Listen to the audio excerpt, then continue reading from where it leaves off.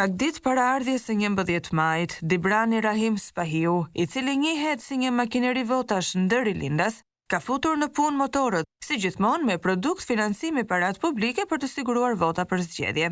Spahiu ka shpallur fitues të një tenderi të majm prej 1 miliard lekësh për rikonstruksionin e shkollës nëntëvjeçare Demir Gashi, oligarkun Dibran Ramazan Kalia.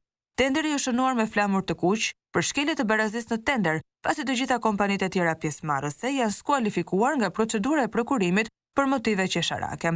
Kompania fituese është Liçeni 7 SHA, zotëruese e koncesionit të Hecit mbi lumin Seta, me pronar oligarkun Dibran Kalia.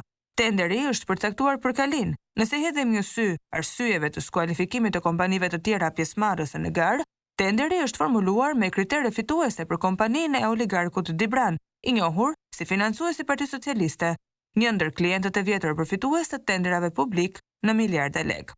Lidhjet klienteliste të kryebashkiakut socialist do sigurojnë një dorë të mirë votash për Dibrën më 11 maj, por ironia qëndron në faktin se paratë e Dibranëve i përdor për t'ia dhënë oligarkëve dhe populli prap deli vjedhur.